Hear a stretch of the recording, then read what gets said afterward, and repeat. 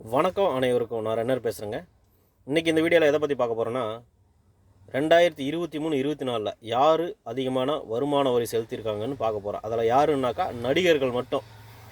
இதில் முதல் இடத்துல யார் இருக்காருன்னு பார்த்தீங்கன்னா, இந்தி நடிகர் ஷாருக் கான் 90 கோடி கட்டியிருக்காருங்க. ரெண்டாவது இடத்துல நம்ம தமிழ்நாட்டில் விஜய் 80 கோடி கட்டியிருக்காருங்க. மூணாவது இடத்துல 75 கோடி கட்டி சல்மான் கான் இருக்காருங்க. நாலாவது இடத்துல 71 கோடி ரூபாய் வருமான வரி கட்டி இருக்கார் அமிதாப் பச்சன்.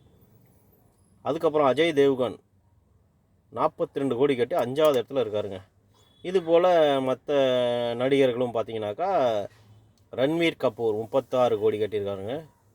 அதுக்கப்புறம் பார்த்தீங்கன்னாக்கா ரித்திக் ரோஷன் 28 கோடி கட்டியிருக்காருங்க. கபில் சர்மா 26 கோடி கட்டியிருக்காருங்க. கரீனா கபூர் 20 கோடி கட்டியிருக்காருங்க. சாகித் கபூர் 14 கோடி, மோகன்லால் 14 கோடி, அல்லு அர்ஜுன் 14 கோடி, கியாரா அத்வானி 12 கோடி, கத்ரினா கைஃப் 11 கோடி அப்படின்னு மற்றவங்க எல்லாருமே இவ்வளோ கட்டியிருக்காங்க. அப்படின்னா இவங்க வருமானம் எவ்வளோ நீங்களே முடிவு பண்ணிங்க.